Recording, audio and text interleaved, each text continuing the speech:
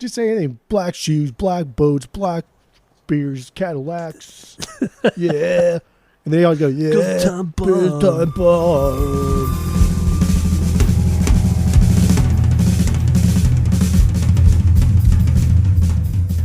Welcome back to Asinine Radio, a weekly podcast where we talk about music, and, well, that's pretty much it. So, let's go!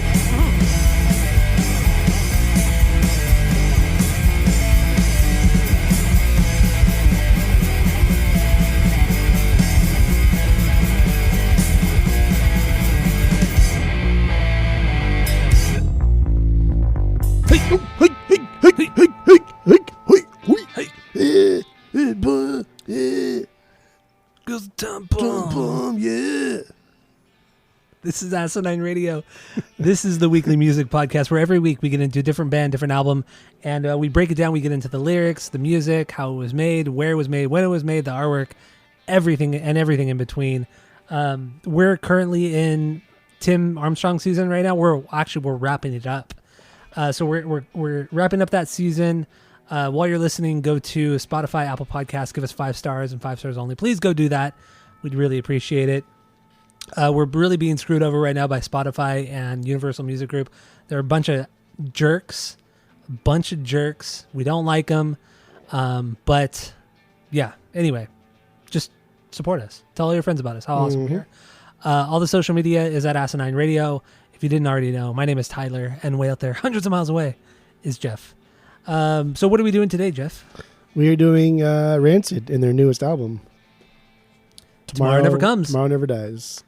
Tomorrow Never Dies. Yeah. So this came out just a couple weeks ago. This, I don't know, but this.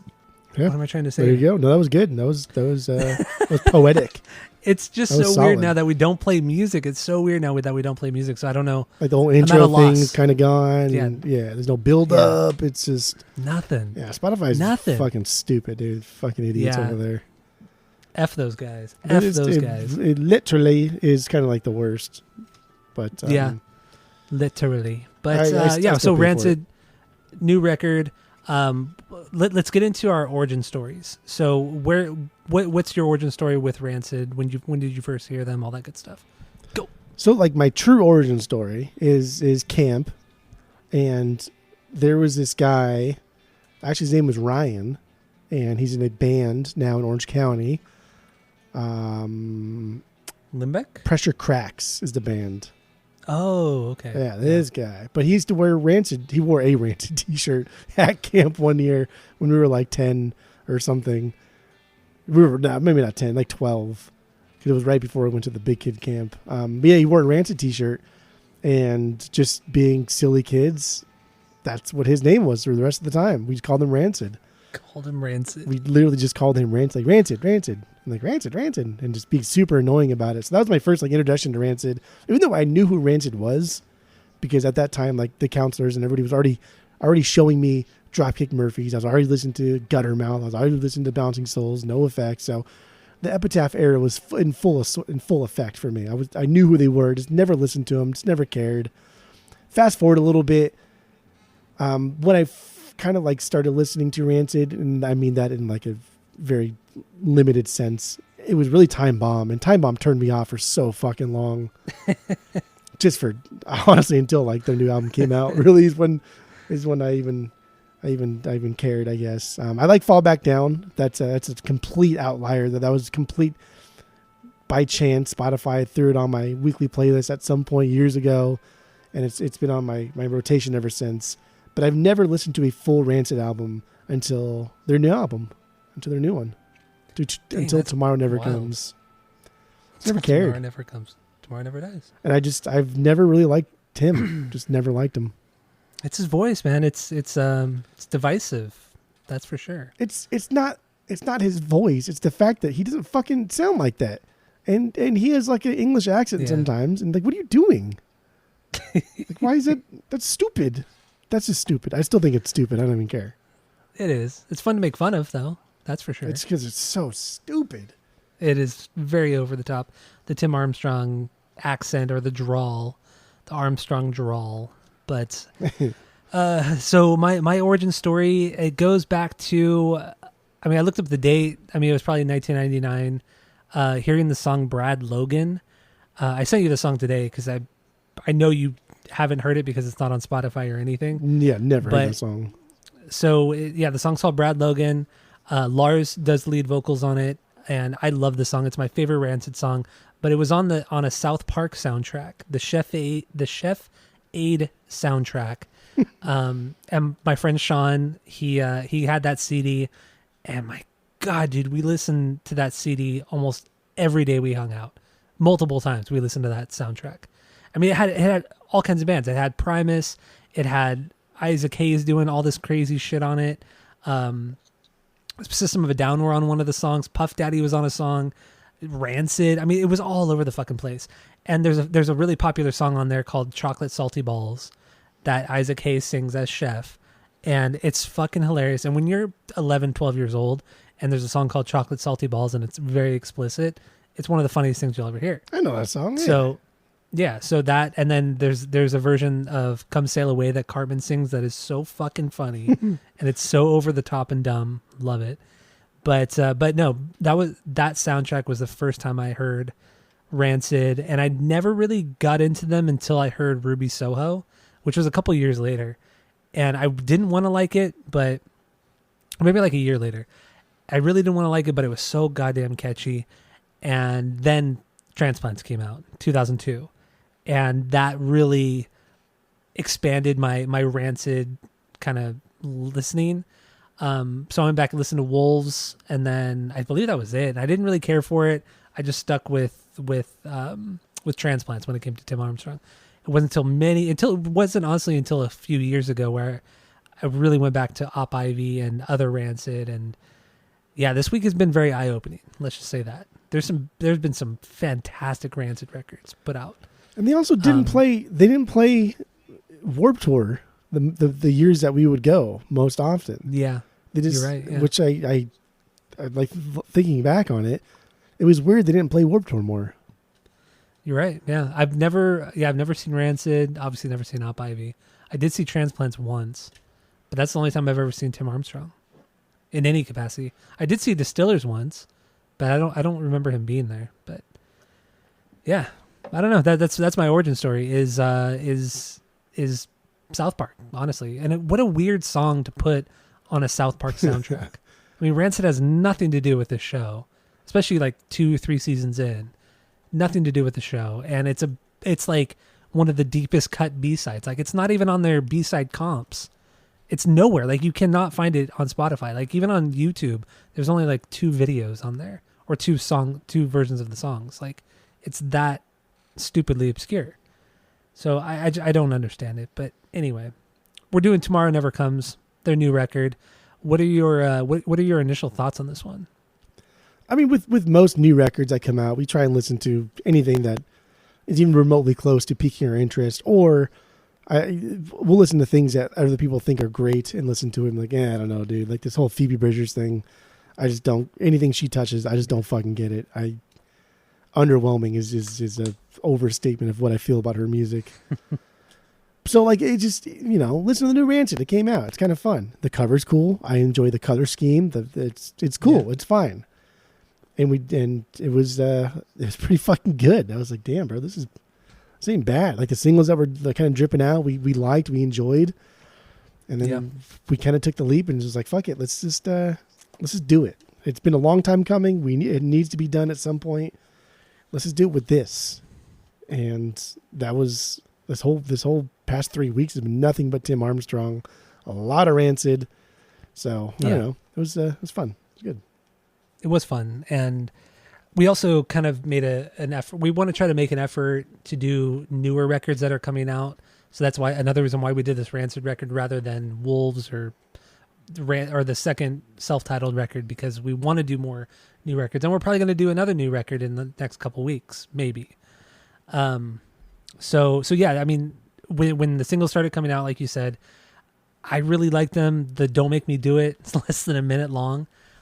Great punk song, Tomorrow Never Comes, the title track, awesome song as well. And those 2 songs right there were enough to make me want to listen to the record right when it came out. And then when I heard the record, damn, dude, it's banger after banger. 16 songs in 28 minutes, I think it was 28 minutes and something seconds. So there's no stopping. I mean, there are no like ska breakdowns. There's nothing. It's just like kind of punch in the face punk music. Not always hardcore, but still just punk at its core. And it's fantastic. Everybody is super balanced vocally here. You know, there's enough Tim, enough Lars, and just enough Matt to make a really really well-rounded record. So they nailed it with this record. You got artwork wise too. Love it too. It's cool, Color right? scheme, very Metallica, but not as obnoxious. Yeah. I really dig it. You have to have Matt sing always on a record. Like Matt has to be featured in some capacity on a record. But dude, the guy's the worst. He's the worst fucking singer of all time. Like he's like what's his name from Dropkick? What's the bass player's name again? Oh, Ken Casey? Yeah, he sounds that like bad. Ken Casey. He is not that bad. Or no, Ken Casey's not as bad as Matt. Dude, Matt's the worst. It's close. Matt's the fucking worst. But he's not a great vocalist, but he's a fucking great bass player. I mean, Matt Freeman's arguably one of the best like punk bass players of all time. He's just I wouldn't disagree with that. The guy is mastered the like the best, scales, and I don't know. I think Matt's better than Kresge. That's for sure. No. Yeah. You know what? I know you got your goggles on. You have this new thing for him. I get it. He's great. He's fantastic. But dude, like watching Matt play, like some of the live stuff that I was watching of Matt doing stuff and no pick, he'll do whatever the fuck he wants. He does, and which I think is super rad. It's incredible. I think it's absolutely incredible. And he has like rewritten how it is to play punk bass. Yeah. Did you see too? He like in 2005, he had lung cancer, or they thought he did. No, I didn't see that. No. Yeah, in 2005 he was diagnosed with lung cancer, and then they did more tests and they found abnormal tissues growing. Oh yeah, but it ended up being benign. But like, fuck, dude, like, and it said that it was like shortly after he quit smoking too, after like 20 years. Yeah. Then they found these growths in his lungs. That's so fucking scary. Yeah. Damn. Fuck. Oh. I don't know. It just scared me. I don't know where, because like in 2005, that's like the age we're at now. Not fucking scary. I don't know why it just rattled me. Like even now, like right now, talking about it. Well, fuck, man. I mean, we're not smokers or anything, but still, scary shit. Anyway, and like 0-2. These guys in the punk bands, like talk about smokers. Like these guys probably smoked a lot. Oh yeah, chain smoking all the time. Dude, like packs a day. Like there's just so much smoking. So, you know. I mean, just look at them. That's true. Fucking look at them. I mean, even they stink. They all just look like they all look older than they actually are. Just like any for sure. punker and any person in a decently big band looks older than they actually are. You know what? Let's just start this off by just shitting on punkers because fuck punkers. Because we grew up in the scene, so I feel like we have a better take on it than most. What irritates me is like no kid, right? Did you hear that? Cracking open a beer. Yeah. No fucking kid comes out of his mom and then is in like a secluded area and then just one day decides, you know what? I'm gonna be a punker today. I'm gonna listen to this music because that is what punk is. Some like outside force has to come in and let this person know that, hey, this is a genre of music that is punk. Like, what is that outside force? Is it an older brother, a neighbor? Is it that kid just walking to school and seeing, Gilman on the right and wanting to do that? Maybe. Yeah. But for people that aren't in the scene or don't live on a coast or in a small subset of town where, punk is up and becoming, like, what do? They look to bands like Rancid. They look to a band like Rancid that has massive distribution of their punk albums, and they say, oh, this is a fucking pretty cool album. I like this style of music. Let's see what other things that this guy has done. And they go back to like Op IV. They go back to like UK Subs that Lars played with for very, very briefly. But they do all of these things. Like this is what bands like Rancid do for the punk community. Rancid's done more for punk probably than most bands could ever possibly dream of doing. Ever. That's ever. It is not a stretch. I would throw No Effects above Rancid when it comes to influencing. Well, maybe not Rancid, but Tim Armstrong. No, wouldn't say Rancid. but And Tim the Armstrong. new album fucking proves it. The new album proves it. Even NoFX has like abandoned their punk roots for a more pop sound. NoFX is a pop punk band more than Rancid has ever been a pop punk band. True. Rancid has stayed true to their fucking roots until this fucking new record. Like all of their records are Rancid. They've never abandoned it. They've never sold out. Even their Indestructible album where people think they sold out. No, that was just better fucking songwriting. That's what a good songwriter does, is just write not catchy, melodic, but just better songs. He wrote better songs. And if Rancid is a gateway into people finding out about grungier, nastier, gutter punk bands, that's dope. That's awesome. If Rancid's a way that somebody sees a video and likes Good Charlotte and say, oh, I wonder, like the Good Charlotte guys like this guy, I wonder what he's in also. And then they discover Transplants, they discover anything. It's a gateway. It's a fucking gateway. And Rancid did it perfectly.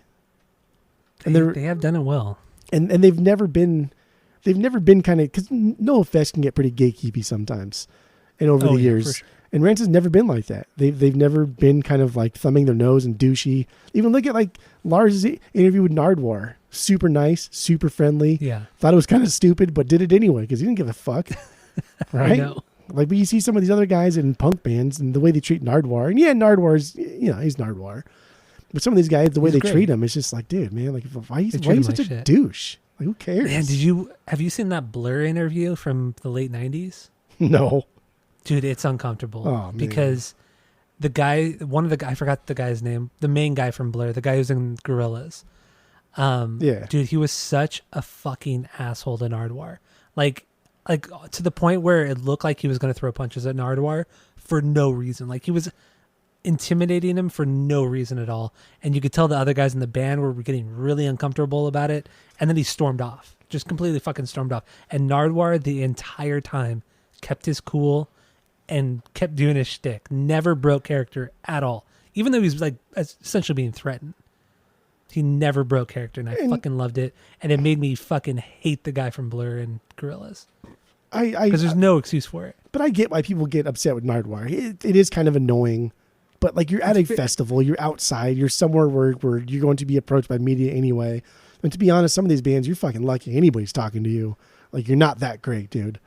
Like you're not Tom Cruise in the fucking 90s and 2000s. Calm down. You should be lucky anybody's talking to you. But I get why some people get a little upset at Nardwuar. It is a little aggressive sometimes.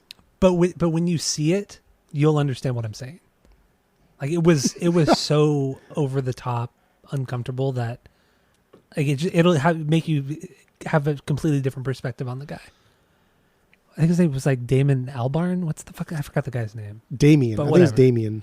Damien, yeah. Something. I don't know. Yeah, it was so bad. And Nardwuar is the best interviewer of all time. Like without a doubt. He's the best. Because you just ask questions that like I would ask myself. Like that's the Which point. Is what you want. Yeah. And that's what these artists want. They don't want run of the mill questions. That's why he's the best. Yeah. Like I don't give a fuck about any extracurriculars that I don't care about. I wanted to know like what can we expect next? Why did you do this? And he asked Lars like, hey, did you guys sell out by signing to Warner? He's like, no, we didn't sell out. We sold our distribution rights. And Lars went, okay, that makes sense. I get that. And move on. Like answer the question, asked it, and move on. It's fine. And I love how deep his research gets too. It's so cool. Like he finds out shit, and I love when he blows their minds. Like how the fuck do you know about this? We saw it with the Transplants we talked about just a couple weeks ago. He pulls out some obscure album that Skinhead Rob was somehow associated with, and it was just this super, super fucking indie release that wasn't even on any kind of label. And he's like, oh, did you ever see this? And Rob's like, what the fuck? Where did you even get that, dude? He's like blown away, yeah. And then Travis is being a dickhead. Yeah, Travis is an asshole. Fuck him. But Rancid. Anyway, Rancid, yeah, back to Rancid. Where are we at? So this is also, this album lineup, this is the current lineup of the band. I wanted to bring this guy up, Brandon Steckenhart, however you pronounce his last name. I think he's a great drummer. He was the OG drummer for The Used, played on their first 2 records. I've always been a huge fan of his playing. I think he's really good. And he has some great stuff on here. I mean, it's Rancid, so he can't church it up a lot because that's just not the style of music. But he adds a lot of nuance to the songs and his own playing. Some amazing tight fills. I think he killed it, and I have a lot of respect for this guy. Yeah. It was So- he fit the band. He fit the band's profile. He does.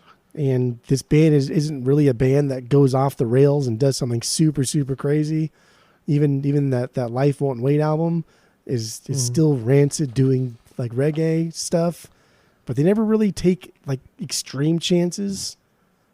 And the only time I think their most extreme chance that they took was Rancid 2000. That was their first album on like a bigger, or Hellcat, right? That was Hellcat. Yeah, it was their first, like, essentially like self-released album. Yeah, so like their first self-release album, you would think they're going to put out something that's going to sell records to promote their label, to get them notoriety, but they do the opposite. They say, don't forget, The complete opposite. we're a fucking punk band. And then here we go. Yeah, And like it's great. fucking punk, dude. That's badass. That's It's really awesome. cool. Really cool. And bringing it back to Brandon too, real quick, because I feel like he doesn't get he doesn't get enough credit. So I do want to talk about He him didn't more. put in the time yet. Look at the Well, other he three has guys put in in the a- band. But he's put in a lot of time with the band, So, So- he's only been post like 2005. So he which not, is still that's almost 20 years, dude. But that's not Rancid there, dude. That's not I know it's Wolves. not. He wasn't I know on it's Wolves. not. He wasn't I on their know. most I iconic know. thing. So he's not putting in the time. But he's put in the He The wasn't even, touring he was time. on all of their worst albums except for this one. except for this one, and that's fine. He's not the songwriter. Poor guy. So that's fine. He's not the songwriter. I still like him a lot. He gets fired from the Used for nobody knows why. He does. And then, fast forward, they fire the guitar player for no apparent reason. So it's issues with the band. And this guy, Brandon, Rancid is one of his favorite bands of all time, if not his favorite band of all time. He gets asked to join the band in, I think it was 07 or 08 maybe. And he's played with them ever since. His favorite band. I think that's super rad. I mean, I follow him on Instagram and I followed him for years. And he's like the most down-to-earth, humble dude. He loves everything he does with the band and his and music. And I have mad respect for the guy, especially considering he goes into this band like Rancid with this crazy fan base and gets accepted, after so many years. I think that's fantastic. And not a lot of people can do that. Well, that shows and how be an official good member. Rancid is and their fan base. Exactly. And I love Rancid's that. a band that is not gatekeepy, even though they completely seem like that and look like that and fit that profile But in they're every not, yeah. way. But yeah, they are not gatekeepy. Their shows are inclusive and fun for the most part, and they're pretty nice dudes overall. Let's get into some of the songs. Yeah. What's your 1B? Number one banger. So I only, again, with this many songs, I think they're all fucking fantastic. I think they're all essentially Bs. So I did my top 4, and then I kind of ranked everything highs, mid, and low Bs. Because doing like 16B, 15B, that's just splitting hairs, and I just too lazy to do that anyway. Yeah. So that's what I did. Okay, so I have it in 2 sets. I have 10 Bs. Well, they're all Bs. They're all bangers. So, but I have my 10 main ones, and then I have my 11 through 16 are filler bangers, I guess, but they're still fucking bangers. Yeah. But they kind of bleed into each other or other songs. So, yeah. So let's start with your 1B. My 1B is Devil in Disguise. Devil in Disguise. That's my number 5. Devil in 5B. Disguise, 1B. Dude, classic street punk song here. Just make something kind of like pirate shanty sounding that's super easy to sing along to. And I'll eat it up. I'll eat it up. It's easy chorus to get into. And I love like the way that like the shouty way Tim delivers the verses. Like that's my favorite part of the song. It's so fucking good. It's so cool. It hits that nostalgic part of me without making me think they're being like cheesy about it. I love it. So yeah, it opens up with Tim's kind of ridiculous accent, and then Matt's bass as well on below that, and then it drops into the song. Super dropkick Murphys. There are 2 songs on this record that are very dropkick, and this is definitely one of them. The pirate shanty thing, which thankfully they do it only in 2 songs, so it's not overdone like dropkick where it just gets very dull and boring. This shows their songwriting ability and how Tim and Lars are better songwriters than Dropkick. And I think well, it's true. It's true. Dropkick is just it's a shtick band, and that's what they do now. It's a shtick band they do all the same thing. I mean, they've never deviated from the pirate shanty stuff. Rancid's never deviated from their kind of middle ground, like punk aesthetic. But they have. Not really. They've done the punk, they've done the ska, they've done the reggae, they've done the pop rock, the pop punk. The only album that's like all. different is that Life Won't Wait, and even that it's still Rancid album. It's just some of the songs are like reggae infused. Otherwise, they've pretty much stayed like Rancid true, which is still better than Dropkick. No, the best Dropkick album is better than the best Rancid album. That's just stupid. You're just being silly. Okay, maybe now. Do or Die is better. Oh, maybe Do or Die is better than the Rancid's Rancid. Rancid's 2000. Rancid. Yes, we have Rancid's 2000. But no, though this is just a great pirate shanty punk song. It even has the outro kind of has that pirate shanty outro or bridge thing where it's just the bass drum, the doom doom doom doom. Yeah. And then the gang vocals, the bass drum hits. It's just they go with that theme, and I like it. They stick true to it. Like the difference between like Rancid and Dropkick doing a pirate shanty is like Rancid will do a pirate shanty in 2 minutes, and you'll know it's a pirate shanty right away, and that's fine. But what Dropkick will do, which I love Dropkick too, but they fucking are just like, come on, calm down. But they'll add like the yar, and they'll add like those like things in the back, and like they'll add like little things to just make it goofy. It's like, why do you got to make it cartoony, dude? Like, why can't you just be a punk band and do a pirate chant? That's fine, but why do you got to make it cartoony? And that's like Dropkick's downfall for me. I agree. It's so overdone. I mean, we did Dropkick a couple years ago, and well, I mean, it was fun, but damn, it was so much of the same stuff. Same kind of. What am I trying to say? The campiness. It's all campy, which can be fine too, but there's no nuance to it. No nuance to Dropkick for sure is just like a band that's almost like making fun of themselves at this point. Yeah, but they're not. Yeah. But they're not. Yes. So, what do you have lyrically on this one, or do you have anything musically left? No, that's good. I will say like lyrics overall were pretty superficial. There's some cool lines here and there, but overall, I thought everything was about kind of the same thing. Most decent like Rancid stuff that they always talk about. But I don't know, this one's about like people around you that you can't trust, right? He mentions ex-girlfriends and cops as both subgroups that can't be trusted. That was kind of funny. Nobody could be trusted. Essentially, that's what it is. Devil in disguise. But I mean, really, it's going to be kind of hard to get through, or it's going to be kind of hard to talk about these songs because almost all the songs are less than 2 minutes. Some of them less than a minute. It's going to be hard to get through some of them, or we're going to get through some of them very, very quickly. And because the lyrics aren't they aren't very deep, actually we'll probably get through this episode pretty quick. But this is because like, this is more about like just my appreciation for Tim and Rancid in the scene than it was for this album, because again, dude, like fucking so many years later, decades later, they're still putting out punk records, and it's incredible. It's fucking incredible. Like bands just don't do this anymore. Epitaph era bands, Fat Wreck era bands don't do this anymore. They put out stuff it's gonna sell because fuck it, why not? That's what we're gonna do. Like I can't eventually when Bad Religion puts out a new record, there's no way I'm gonna go out and buy it on vinyl. Like I bought this Rancid record this week because it's just fucking fantastic. But there's no way Bad Religion's gonna put something out that's so different because they've never done anything different.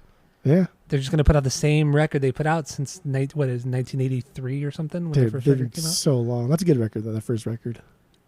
Have you heard that space the space rock record? My Bad Religion? Yeah. No. Dude, it came out like 1986. It's only ever been pressed once, and it's not on Spotify. The band doesn't talk about it. It's the forgotten Bad Religion record, but it was official, and it is a legit record, but nobody in the band likes it. And if you can find a copy, it's super, super expensive on vinyl. And I did listen to it a couple years ago, and it's terrible.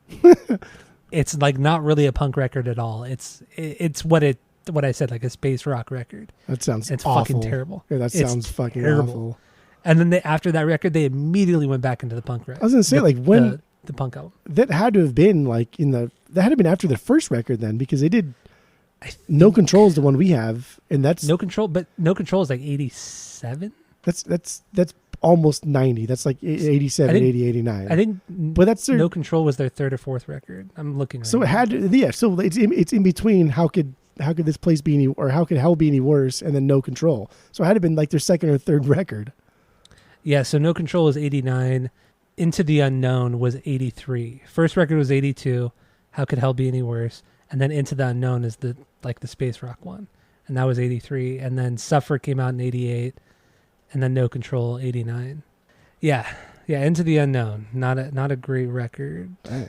I really actually do like their first record a lot. I've listened to it more in the past couple of years, and I do like it a lot. Even though I talk shit on Bad Religion all the time. I don't know if I've listened. I mean, I'm sure I've listened to it. I just don't recall. Whenever I go back to Bad Religion, I go back to No Control. Really, that's the only one. It's like 30 minutes of Bad Religion, and I'm good. Dude, the opening song for them is "Rolling Gonna Die," right? The Sublime, they covered it. Oh yeah. I'm not gonna sing it. They did cover it, yeah. Well, don't say it. I'm not gonna sing it. Why? I just don't want to. So I don't think this is a very good record, but it's on Wikipedia. It says that this Bad Religion record, AllMusic gave it 4.5 out of 5 stars, and Chris Gow's Record Guide, which Chris or whatever that guy, Chris Gow guy, he's very popular. He gave it an A-. But I don't. Interesting. I'm putting it on my list, baby. I didn't like it, and then it says right here on the wiki. I feel like I listened to a different album then, because it's not that good. But people really like it, I guess. I don't know. Maybe, I guess you would have to see what Chris Gow gave their first and third record, because maybe he just doesn't like that era of punk. I guess so. Yeah, that must be what it is.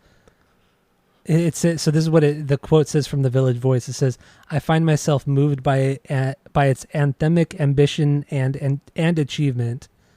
That was his quote about this record. That's just a lot of fucking noise, then. Just a lot of that means nothing.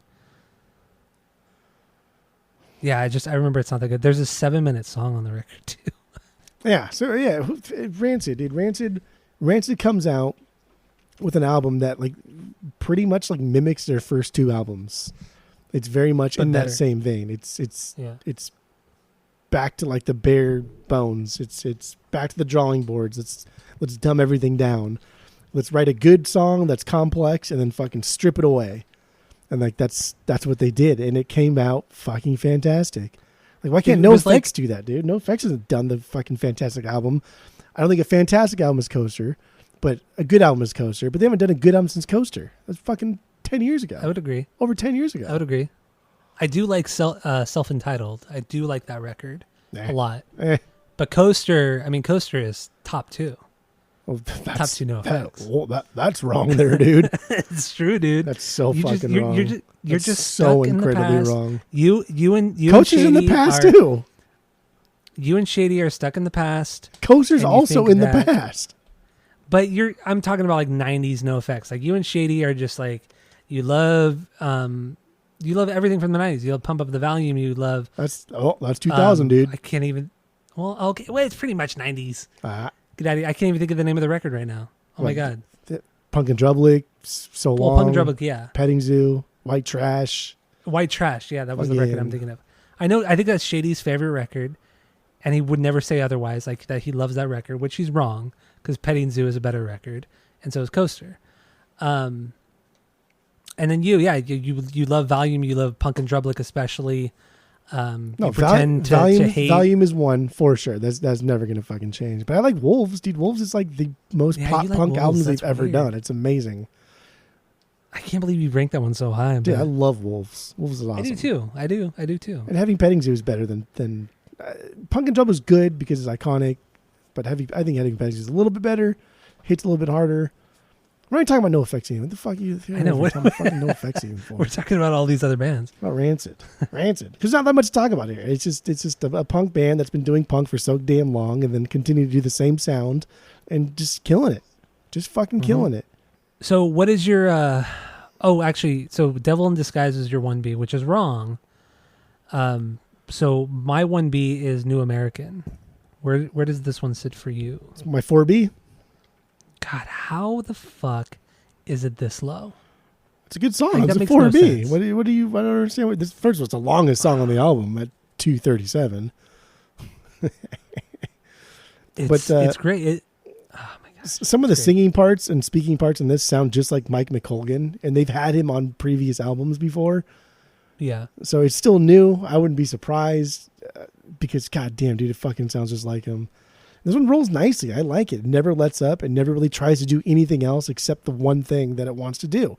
And it executes perfectly. And dude, like Matt just hits so many fucking notes the whole time. Just never stops. I know. He's fucking great. And this in is this song. this is one, dude. This is like a solid throwback to just a song to get people to mosh to and to goof off for like 2.5 minutes. Like this is just their mid-90s Wolves era punk song. It's fun. Mm-hmm. And so the riff itself does remind me a lot of Dropkick, which you obviously brought up. The riff is solid. The verse and chorus, it's Tim's lazy vocals, but that palm muted kind of thrash thing that they're doing on the guitar, fucking great. I don't know if that's more Lars. I'm sure it's more Lars because he seems like a more, particular player than Tim. But yeah, Matt fucking rips it up on the bass. He's squirrely. He's all over the place. Unpredictable. He's fantastic. Brennan has some great fills as well. Fucking fantastic, especially going into that chorus. Oh man, that is great. And then the melody in the chorus. It is my favorite part of the whole record. Oh, is the melody in this chorus. The way that Tim sings. He sings. What line is it? It's the line, "The night is just begun."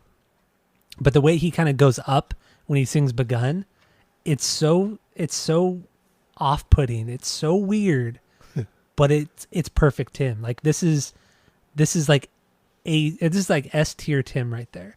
Just that him going up that higher part and when he sings "begun," it's perfect. It's a good perfect. chorus. It's a solid chorus. We got gang vocals. Everybody's chipping in, and it's the gang vocals after he says the "begun." Dude. After he says "begun," everybody comes in and does that one line with gang vocals. It's perfection. This song is absolute perfection. Playlisted it. This is probably a top 5 Rancid song right here. I love this song. It's fucking amazing. And that like they can do these cheesy chorus gang vocals because they did it in the "All Is All We Know" album. That song that shit came off as fucking cheesy and dumb, but here it comes off, even though it is kind of cheesy, it's not full cheese. It's nostalgic meets like just doing our punk thing, and it's perfect, dude. It's really good. I like it. It is fantastic. And I forgot I lost my train of thought. I don't even know. I think it's a great song. Everybody go fucking listen to it. Now, top tier Rancid. Go listen to it right now. Stop the pod. Go listen to the song. Come back because we can't play it because of Spotify and Universal Music Group because they fucking suck. So what do you have lyrically on this one? I thought this was about like new beginnings, maybe. Like seems like all the imagery is trying to convey new beginnings or some type of starting over. I don't fucking know. I agree with you on that. And also the perspective seems like it was like, pirates, back in the day, back in like the 1500s. Yeah. Or like people discovering like a new land. Like that, there's a little bit of world building in the lyrics and I really liked it. And I thought it was great and matched the song almost perfectly. This is just a fantastic song. I can't stop singing its praises. So it's a good song. What do you got? I can't believe this is not even your number 2. No. Oh my God, that's insane. No. Okay, what do you got? What's your 2B? You're just so wrong right now. The Bloody and Violent History. That's my number 2. Bloody and Violent. That's a good one too. The Bloody and Violent History is my 4B. It's my 4. Fucking instantly catchy. That as soon as they start playing, you say, "Okay, I'm here." And like that fucking beat in the chorus, dude. That drum beat is absolute money. Heavy toms, minimal guitars. Tim just hitting those like quick chords and let the drums just kind of fill space. And yeah, we've heard this before. Pennywise made a fucking career out of this drum sound, so it's nothing new or special. But again, just like perfect execution of like mixing nostalgia and cheese. I love it. Absolutely love it. Well, you said Bloody Violent History, right? Yeah, this is the one where there's Okay, like yeah, during the verses. That's like Pennywise's shtick, dude. That's fucking the only way he plays the drums. That's what he does best. I mean, I think the only person that does it better than I forgot the drummer's name in Pennywise. The only one that does it better is Smelly from NoFX. Like, he plays it way tighter. He doesn't do it as much as Pennywise, but Smelly does that a lot too. Yeah. Way, way tighter and faster too. I mean, that's like the Pennywise sound. When Rancid does it, it's not the Rancid sound. It's like them, like, reminding us that they came from the same era. They're playing the same music, but it's not the same band. And like that's what I want to hear. That's what I like. I do too. I like that they change it up a little bit. They church it up a little bit too with something that they wouldn't normally do, and that goes along with Brandon's inspirations and how he is a good drummer, because he can throw in things like that. He's a great drummer, man. Great drummer. But this song, I felt like I knew you would like this song a lot because there's a lot of pop punk here. Like that pop punk guitar riff that plays through a lot of the song is very Sum 41. It's very something that I know that you would like. Oh yeah. And then the verse, I like when they do I feel like they do it on this record more than a lot of what I remember from previous records, but Tim and Lars sing over each other so much on this record, especially on this song. So fucking good. It sounds great. They're singing the same exact thing. They're not trying to harmonize with one another. They're just singing this. They're doing their thing because they both have very distinct voices. Neither of them are particularly great, but they have distinct voices and they're singing the same thing. And it's so cool, man. There's nothing that sounds like it. Yeah. And I love the verses for that. Some rad little guitar leads that play throughout the song. And then overall, the song has this like laziness, and I love it. And that's because of Tim, really, because he has that lazy vocal thing that he does, and the catchiness of it is so lazy, and it makes the song really stand out and pop on the whole record. Especially like the latter half of the record, honestly, is a lot of it is interchangeable. It's a lot of the same stuff. Yeah. It's a very top heavy record, really. Yeah. But it's just, yeah, dude, there's some great stuff like here. for me, it's the way they say the bloody and violent history, both in their equally annoying way. And then again, just that drum, that boop, boop, boop, boop, boop, boop, and then Tim's like, ding, letting those chords ring out. And then they go to the Barbary Coast part and everything kind of drops in. It's just like, dude, that's nostalgic It's right solid. there. That is, Yeah. That's it. You write a whole album like that, people will buy it. And They have some really cool. I like, and that's another thing too. The melody in that chorus, it's not normal. Well, I don't want to say normal. It's not typical of any punk band. There's nothing that sounds like Rancid. Really, there's nothing that sounds like Tim. And like I can't even try to sing like him. The but like you were saying, violent history. It's so lazy, so fucking lazy. I love it though. So I love good. it. So good. It is. So what do you have lyrically on this one? It's about San Fran's Barbary Coast. I guess it was like this red light district area that emerged during the gold rush in the mid 1800s, and it was just known for just being fucking wild, just a place of pleasure and lawlessness. It was just reading about it was just there were no rules. The police couldn't fucking do anything. It was like being on Pirates of the Caribbean at Disneyland, or like watching a Pirates of the Caribbean movie, and they go to dock at some place, and it's just, you know what I mean? It's just fucking mayhem, bonkers. Yeah. That's what this place It's like was in something Frisco. that doesn't seem real. Yeah. Like how could this kind of, I agree with you. How can something like this ever have existed in history? Especially like so, in America, at a time or in a place where there was like a lot of people. Like how the fuck did they not be able to get a hold on I don't know, order? Yeah. And that wasn't that long ago to be like that. Maybe there just wild. was no order. Maybe there just was no order, and like. But they had politicians, and they had elections, and they had police forces. But I guess there's even like politicians that were hung for being corrupt and shit, and so it kind of made like the politicians a little bit straighter and do a better job because they were afraid of getting like old school tarred and feathered. It was wild. But dude. but even when you look back to parts of LA, East LA, back in the 80s, there were parts of East LA that even cops wouldn't go to because it was that fucking crazy. And that was in the 80s. So, I mean, take it back even farther than that. I mean, yeah, but it kind of makes sense. Even in like East LA, even if there was a murder, like you're going to get police presence. Like this part of San Fran, like no, there were no rules. There were no rules, but also cops wouldn't even patrol in certain areas because it was way too dangerous. They would do it after the fact. They would investigate after the fact, but then nobody saw or heard anything.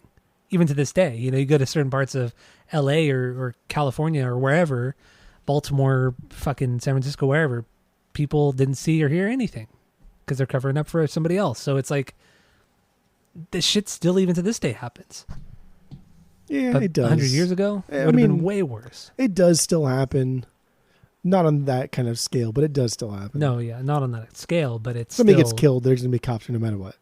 But depending on the area, they're not going to investigate it as thoroughly. Well, now you're getting into just like that's just like a straight race thing. If it is. Oh, yeah. If minorities are getting killed, then we're not going to investigate because theoretically we don't care. That's the thing. But this was just nobody. There was nobody there. There's nobody there to investigate. Lawless. It's fucking wild, dude. It is. The bloody and violent history, West, dude. Whoa. The bloody and violent history. Fuck, it's so good. Playlist of this song too, because that chorus, you got it with that chorus. These guys, man, I'm telling you, they've always written like catchy choruses. I mean, look back all the way to Op IV, right? They always know how to write catchy music. So wait, you're saying that? Say it again. These guys have always written catchy stuffs. No. Say Op IV. The bloody and violent history. Say Op IV. No, say Op IV. Op IV. Why are you saying it like IV? How do you say it? Op IV. What? Like Hold on there, dude. Because it sounds like we're saying the same fucking No, we're not saying the same thing. No. And this is the first. You've done it like every time since we started recording. You weren't doing this when we did Op IV 2 weeks ago. How what are the say it two different ways. I'm saying it Op IV like the plant, like an IV plant. Op IV.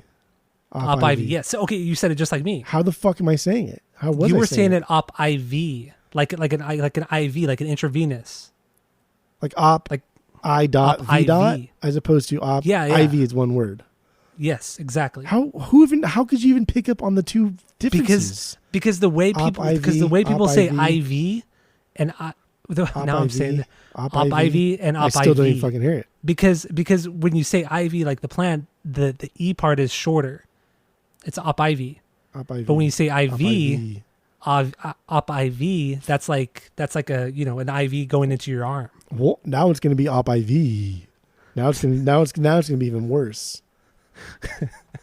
Even like until just like that last time where I still could not hear a difference between the two. Oh, I can hear it. And I thought you were fucking with me. I really thought you were messing with me. That's weird that I didn't say it the same way every time though. That's even more bizarre. And I even said something like the last few times you said it, like 20 minutes ago, I said Op IV. Like I said it like you, and you didn't pick up. You didn't say anything. Because it sounds like you're just saying Op IV. See, you're doing it again. IV. You're fucking with me. You're fucking with me. You are fucking with me. Op IV. It does not sound the same. Okay. You're fucking with me. That's fucking fine. with me. I'm not a linguist. I don't know. I don't tell you. It fucking sounds the same to me. Op IV. So anyway, Rancid, these guys know how to write catchy choruses because they've been doing it since Op IV. And they know how to do it. They're just getting better at writing around the choruses now. They're getting better at setting up the choruses. And we saw it with Wolves, but that was a specific era. But they can't recreate Wolves ever, nor should you. You don't want to do that. You want to recreate something without like digging up old shit. You know what I mean? You want to like reimagine something, but don't get too far away from it. So there's a lot of rules that you kind of got to follow, and like that's why this thing strikes such a good chord, because the other song, honor is all we know, like that's a good fucking catchy song. And honestly, go back and listen to it. when you're editing the pod, listen to that song again, and you're like, wow, this is a really fucking catchy song. But it's so stupid. It's so cheesy. It's so pathetic. It's just them rehashing old material, and that's not what I want to hear. I want to hear like this. I want to hear the bloody and violent history, because it is nostalgic. It is just doing a catchy fucking thing, but it's kind of like reinventing themselves a little bit. It's a little bit different. They've never really done something like this. Okay, do we have anything else on the bloody and violent history? No, that's it. Up IV. Up IV. Now you sound like LA Beast. Oh, your mattress is free. Up IV. Fucking regional as shit. Silly, Sterner and Foster, Chatham and Walsh. Dude, what kind of fucking person like knows like more than like 2 mattress brands? Oh, people from Southern California. You grew up watching commercials fucking as a kid. Oh wait, what the fuck is the name of the company? I think it's like, you're killing me, Larry. Isn't that You're that killing guy? me, Larry. Yeah, all the radio ads too. Oh yeah, it says, What the fuck is- if you find a better price in your mattress, then it's free. That was the whole shtick. Like, Yeah. like, come back and Or bring it. Your mattress is free. And then they would pan out to like an aerial shot of him pointing up. You're free. I don't remember what the fuck the guy's name was though. Oh my god, now I gotta look it up. Your mattress is free. Yeah, It was, and then super on the fucking radio, it was visual. always the skit too. Sit and sleep. It was always Sit and the sleep. skit. Sit and sleep. Sit and sleep. Yes, sit and sleep. There Sit we and go. sleep will be anybody's advertised mattress price. Your Price. mattress is free. Mattress is free. There we go. Yeah. And it's not even a jingle. You know, there's no song there, It's true. and we fucking remember that shit. Wow, you're killing me, Larry. Advertising, it works. Dude, 'Cause now advertising works. I have to go buy a new mattress in the next couple weeks, so maybe I will go to sit and sleep. You can buy a king, No, because the king won't fit in the bedroom. Those bedrooms are small. so you can buy a not. I think anybody that buys something that's not a king is just. I think that's stupid. I agree. I would rather have a king, but it won't fit in that It'll room. fit. It'll fit. I mean, it'll fit, but there's like gonna be like the whole room is gonna be a mattress. Who cares? What else do you do in there? Do you stand there? No, you're right. No, I don't. No, you're right. Just buy a fucking king, dude. Oh my, Maybe dude, it's a we will. fucking Maybe game we changer. will. We have 4 dogs. I know. We can have 4 dogs in the bed at the same time and still have room to like move around. It's oh my And god, we have it's so we have nice. Rupert. You'll And he never takes find the whole him. bed. You'll never find him. I'll never You buy a find king it. bed, you'll never find him. You'll never find him, dude. Then you buy these massive blankets and just throw like a fuck ton of blankets on there, especially in the winter. It gets really cold out here, but like in the winter, you got all these blankets. Everybody gets their own like 3 or 4 blankets. Put a fuck ton of pillows. I'm a big fan of pillows, dude. I put a lot of I pillows love in beds. pillows. I love Yeah. pillows. I think everybody should have like one long body pillow, and then at least 2 pillows on top of that pillow to kind of like mush around with in case you want to lay on your stomach. Oh. Or do like the sideways thing. Tammy bought those pregnancy pillows, like those like, Dude, I've They're always like wanted body to buy pillows? those too. but they're like squiggly. Yeah. She bought 2 of them. She bought 2 of them, one for me, one for her, but she used both of them on She top bought of the them? other pillows, on top of like the other 8 pillows we have. Dude, pillows are just like people that have one pillow on their bed are fucking monsters. Honestly, I agree. fucking monsters. Yeah, I like being smushed between pillows. That's the best. I would rather be like have like pillow overdose and having to throw them on the floor than I would just only have one pillow and need more. Not have any. I'd rather have it and not use it rather than need it and not have it. Agreed. That's what they say about guns and stuff. So I was just gonna say that you sound like a gun control advocate. Oh shit. guns. Yeah. What's your what's your 2B? My 2B is the title track "Tomorrow Never Comes." Nice. Fuck, man. So Great. our top 4 were the same, right? Oh no, Generally, your 5. well, your 5 my was my different. 3 is, yeah, my 5 is different. My 5 was Devil in Disguise. Our 3s might be the same. Well, No, my- New my- America. My New 3 America is Tomorrow Never Comes is the title track. Oh, it is. Wait, where was New American then? That was That my was your 4. It's 4. Okay. So there's only going to be one song that's different. Yeah. But yeah, Tomorrow Never Comes, opener. I love that simple guitar riff. But the highlight of the song is when Tim sings "Mow 'em fucking down." Yeah. It's like nobody could play the guitar. Yeah, it's such a It's dumb like that. fucking line. Oh It's my God. dumb the way he says it. It's so silly, dude. No, I'm fucking down. But he goes full throttle. He didn't care. He's like, fuck it. does. This is what we do. I don't care. Oh my God. It's just this fucking banging punk song. It's just an incredible song. I like that Lars sings the chorus, so it's like it balances out Tim, because Tim is so over the top in the verses, especially when he says, "Mo, I'm fucking down." You gotta have that balance with Lars, and it's so perfect. That solo is cute. fucking solid. It's cute. straightforward. It's perfect. It's perfect for this song. It's perfect for this band. Everything about this song is fucking perfect. I love it, and I always get the "Mo, I'm fucking down" stuck in my head. I think that's one of the catchiest things he's ever said, ever in any song. It's so Skinhead Rob, right? It's so Skinhead Rob sounding. Like that's some shit Skinhead Rob would say. Tim says it's a little bit goofy. But it's cute. It's funny. And I love that chorus, dude. The way Lars, "Don't you tell me about tomorrow." It's like perfect amount of snot, and then also just not being like a douchey, gatekeepy fucking punker. Like it's absolutely perfect chorus. It's a perfect opener. It's a fantastic title track. It's amazing. It's fucking amazing. Perfect songwriting. Like, I'm telling you, dude. Like these guys, dude, they can write fucking music. I know. And when the chorus does actually, because I mean the pre-chorus is really just Lars, you know. Don't you tell me about tomorrow. Tomorrow will never come. Yeah. But then the actual chorus hits where it's just tomorrow never comes. That's all three of them. Tomorrow. And, dude, you can hear those Matt gang there vocals. for sure. Yeah. You get that more guttural, deep tone there. Yeah. Perfect. Spot on. This is also a top tier Rancid song. It's just the melody, everything is just, it's banging, man. It's a great opener. It's a great thesis statement for the whole record, for the rest of the record. This is one of this has everything. This is one of their best like thesis statements. Yeah. It has the speed, it has the enough yelling, it has the weird things like what Tim does, it has the solo, it has the gang vocals, it has solid fills, great guitar playing. It's just, this is the best they could have done as an opener, without a doubt. It's fucking great. Like there's so much back and forth in the vocals. It just sounds like all three of the guys just get a chance to sing something and they're having a good time doing it, and they're like, yeah, we're back. Like this record sounds like something they're very, very proud of. Like something they like, it's not going to change the scope of punk music. It's not going to win any awards, but like unanimously everyone's like, wow, that's pretty fucking good. Yeah, nothing about this sounds like it was fussed over. It was just like, it sounds like guys who just got together, wrote some songs, jammed it out, and that's it. Like it doesn't sound like they're trying to recreate anything or do anything different. It's just they're doing what they do best, and it doesn't even seem like there's like any overdubs. It doesn't seem like there's anything more to this record.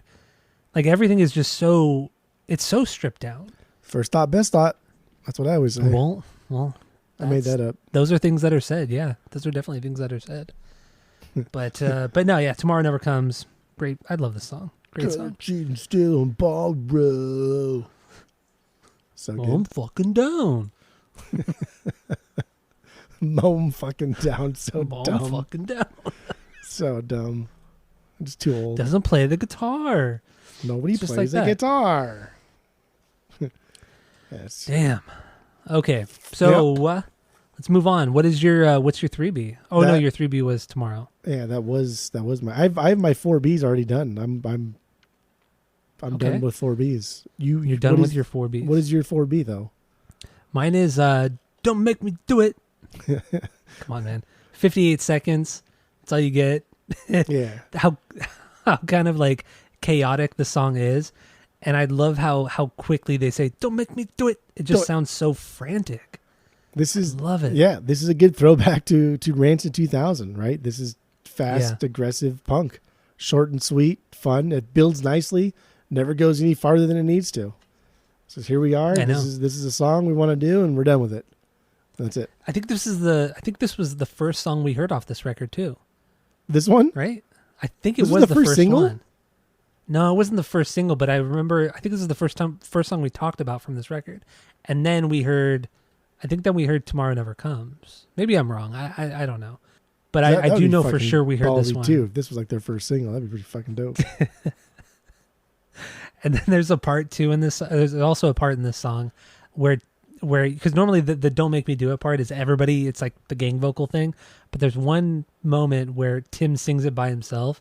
And it sounds so fucking goofy. It sounds so stupid, but that's what you need. You got to have that goofiness. You got to have that stupid Rancid thing that he does. So I like this one too because you get Tim and then you get the harms of Lars and Matt, and like they're both like just not good, right? Like Lars at least is kind of unique and like his own style, and like that style is something to be pined over, I guess. But Matt is just fucking garbage, dude. He's so bad. Yeah, he's not.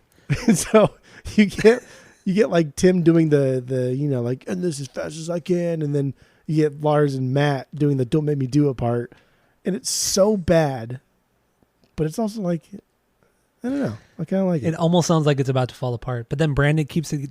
He's the one who keeps it together with the drums. Kind of like it. It's cute. It's great, man. Great. I mean, lyrically, he's just warning someone not to fuck with him. Yeah, don't make him do it, dude. So we got our 4Bs down. Yeah. What's your 5B? So now I just have high Bs. Down. I have three high B. Well, I guess three more high Bs. 1, 2, 3, 4 more high Bs. Okay. Now. So I did high Bs, mid Bs, and low Bs. Okay. I mean, I got 5 more of my main Bs, and then do your main Bs. Then let's get into them. Well, Mud, Blood, and Gold. Mud, Blood, and Gold. Okay. Mud, Blood. Yes. Mud Blood. That's where you're on Mud Blood. That's a low B for me. Okay, that's my 5, but I mean, we don't have to. Okay. So this song is cool. So the opening riff is very much AFI, like Art of Drowning, maybe a little bit of Black Sails in the Sunset. That riff is very, very reminiscent of it. But then it all drops in, especially in that verse, and it's fucking Motorhead. Straight up Motorhead. Tim and Lars are both singing over each other the entire song. Verse, choruses, everything is just them singing over, each other. And it's great because they do it so well because their vocals are so different. Like we talked about earlier, the gang vocals in the chorus, fantastic. The bass cuts through super, super nice, but this has to be a Motorhead throwback. Like without a doubt, this just sounds like Motorhead. See, I later Motorhead, more so like 90s, 2000s Motorhead. That's what this sounds like. I fucking love it. I thought that intro like guitar part that was very like NoFX. Like NoFX does that shit a lot, where they kind of start off with that the tone on their guitar, the toggle switches down, and kind of hitting those fast chords, and then kind of like getting like the minors in there a little bit. Like I thought that was very NoFX. But I agree. Yeah, not that you said Motorhead, it makes sense, and it drops in like that and becomes like this really fucking dope, like kind of more aggressive thrashy song on this album. Yeah. And cool. I know they're big fans of the Motorhead, at least Lars is, because right after Lemmy died, they dedicated their whole set to Motorhead. I think they even like opened up. It was like some festival, and Metallica was headlining. Rancid were kind of lower on the bill, obviously, and they dedicated their set to Lemmy and Motorhead. So they're clearly fans of the band, and this song really, really shows it. I thought that was great. There's a bunch of cool like chuggy parts too. Like it's a dope song. Yeah. It's a good song. There's some really good stuff here. It's fantastic filler. Double F, baby. Fantastic filler. Yeah, it's double F. All right. So then what do you got? What do you got for your 5? Well, the next high B down the line would be Road to the Righteous. It's a Road to Righteousness, not Road to Righteousness. Murphy song. Road of the Righteous. Wait, yeah. So wait, what song is your? I don't have 5 Bs. I just have high Bs. Oh, high. Okay, high Bs. Okay, like low, sorry. mid, high. Okay. Yeah. So then what's your next B? Sorry. That's it. It's a Road to Righteousness. That is my next high B. Oh, okay. Yeah, sorry, my bad. Yeah. I don't know what the fuck. I'm all over I have the place. I have 4 high Bs. HIGHBs. This is one of them. It's my 13. Lower tier. Filler banger. That's lower FB. tiered stuff. Okay. So what do you got? That's fine. I just think this one grew on me. It grew on me. It rolls along. It's subtle. I think that the melodies aren't right in the front. They're kind of buried under the faster punk stuffs. So I think there's a little bit of like complex layering here. Mhm. But I liked it. I mean, you mentioned complex layering, and I actually hear a little bit of like 90s Offspring. So that kind of makes sense because they have that kind of that lead layering, kind of the rhythm and lead thing where they do layer it really well. And I do hear it on this one. I like that quick chord progression during the chorus, drops into that guitar lead. Once again, Offspring right there. That's what they do so fucking well. Those quick chord changes, chord progressions that Noodle does, and then drops into something super sick. That's what that is. This is also the laziest Tim sings up to this point on the album. There's nothing lazier. I mean, I think even after the song, this is probably the laziest part of the whole. It is the laziest fucking thing he goofy. Like when he says like it's a road to righteousness, like that thing. He's like, come on, bro. Some great transitions though. The bass, some great parts there, and then some great drum fills by Brandon as well. Like really, really tight fills here. It's good. Really good stuff. All right. Okay.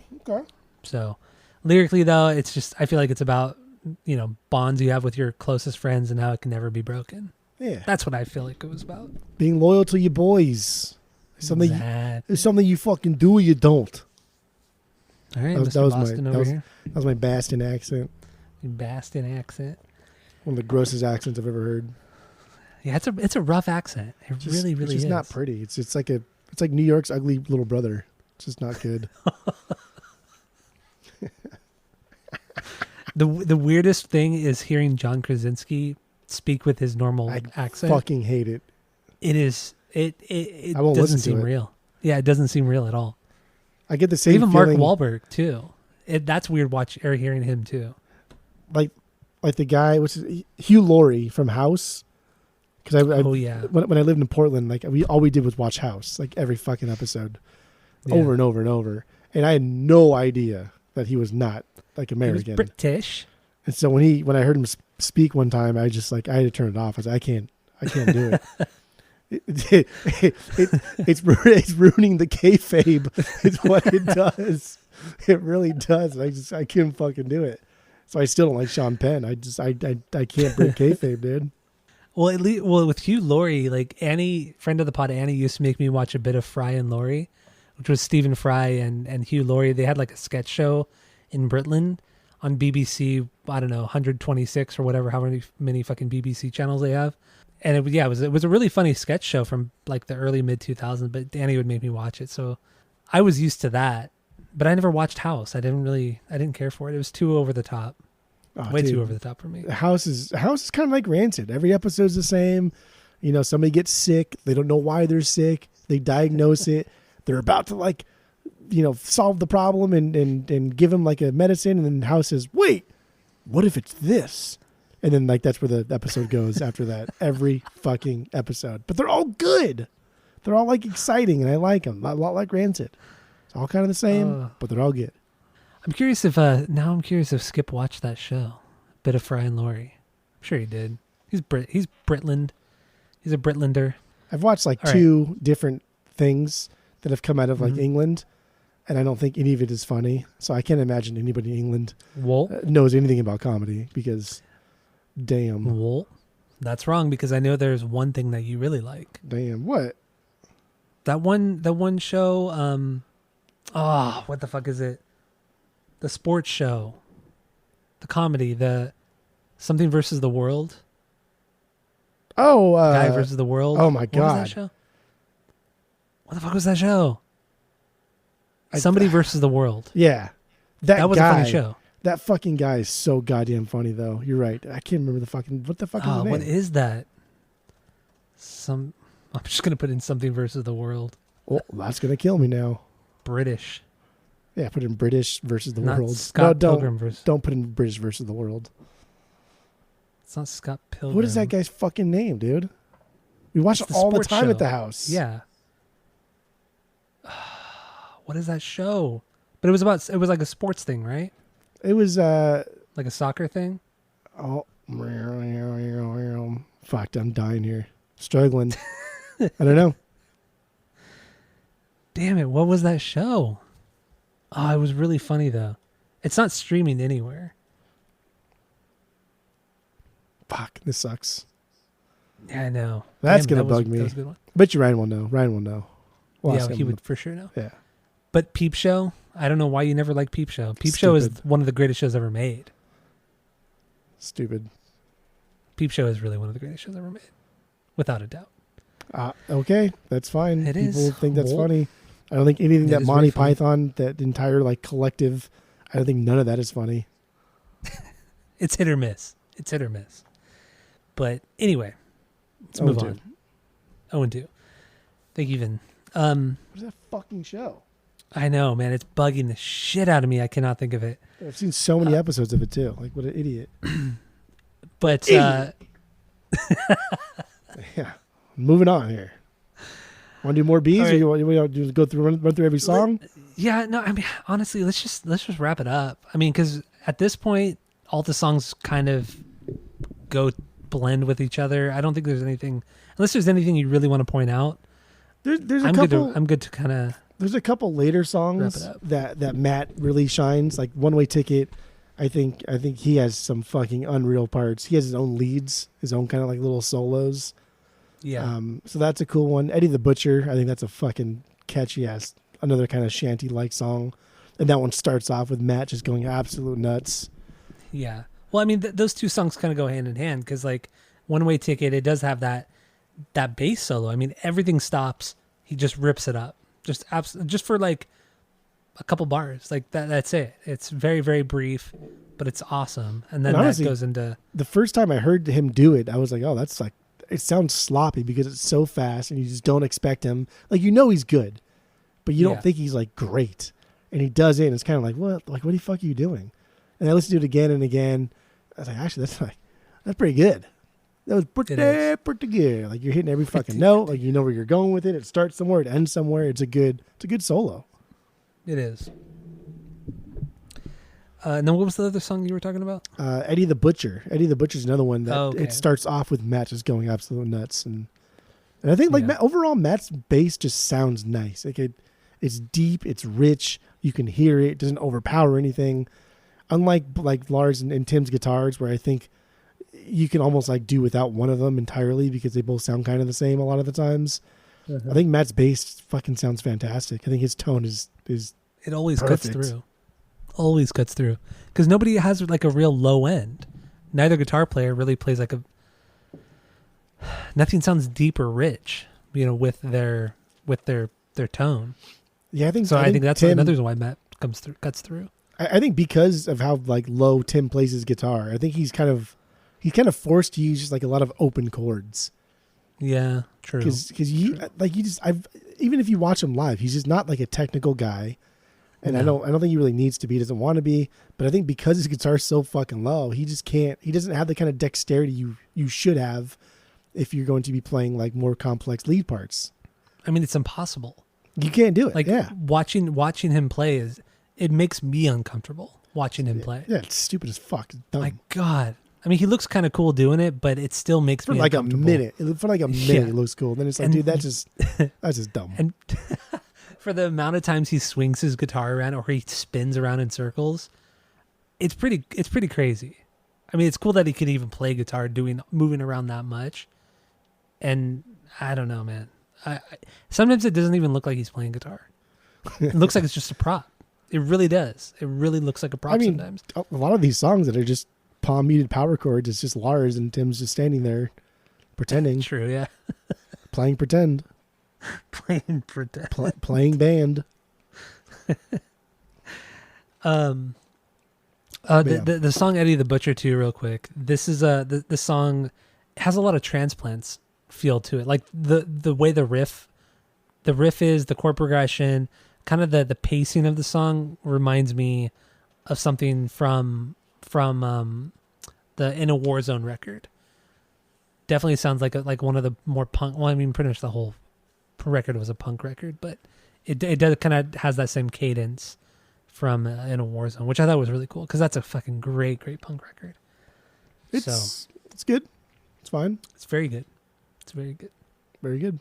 It's better than bad. So what other better than bad? I'm what good. Some other songs? That was kind of like the only two things that I really wanted to touch upon. Otherwise, good. It's a lot of the same. I mean, like sometimes with these albums, like I want to get into some of my lower bangers or whatever because there's a certain point I want to make. But with these, it's just like a lot of the same. Yeah, and then the lyrics they're not very deep or the deepest, so you can't. It's hard to get into anything more than that. Yeah. So I don't know. So let's wrap it up. Let's give our final thoughts. Let's rate the record based off of our world famous 3-point rating system, where 3 is a perfect album, 2 is a good album you're going to continue to listen to, 1 is a bad album, but give it a shot, and 0 is the worst thing you've ever heard. So what do you got? Go. I've never been into Rancid. I've just never been into Rancid. I've never cared. I've disliked him for a long fucking time because of the things that he does outside of Rancid. The way he fucking talks sometimes.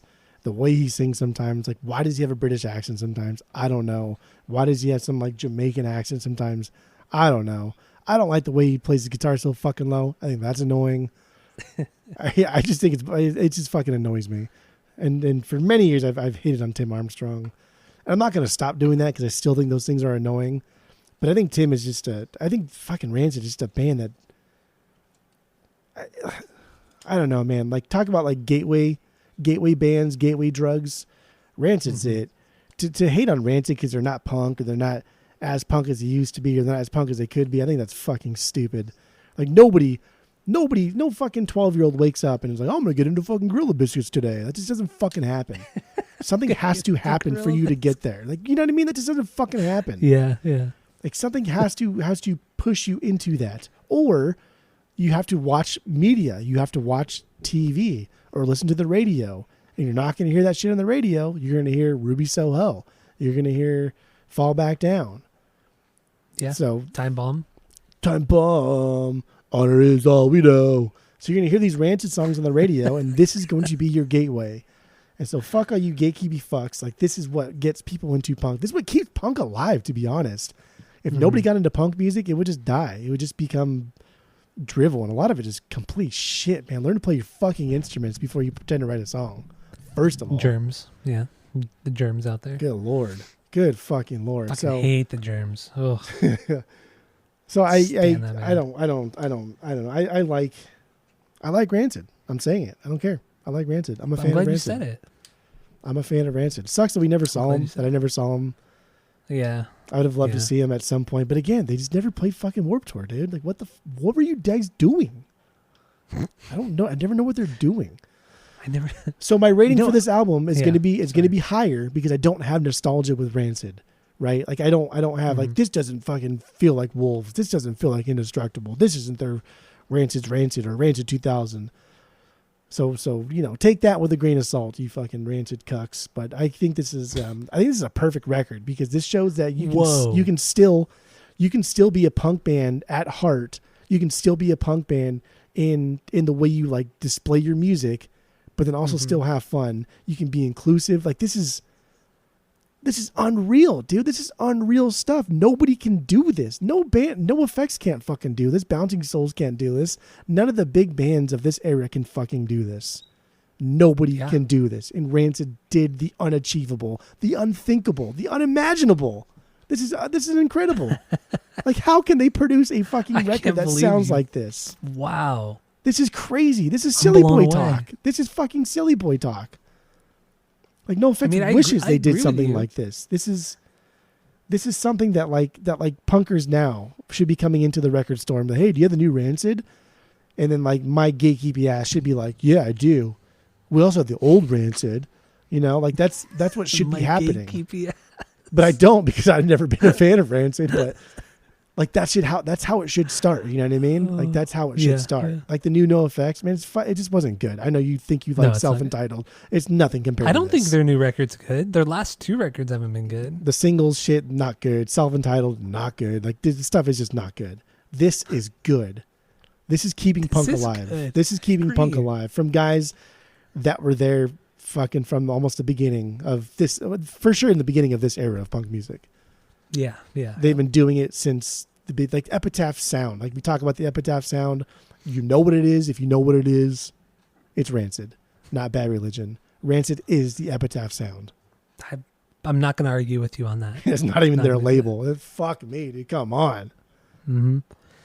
All right, my final thoughts. This record blew me away. I was very, very surprised. I had a little bit more experience with Rancid than you did, but even then, it was fairly minimal.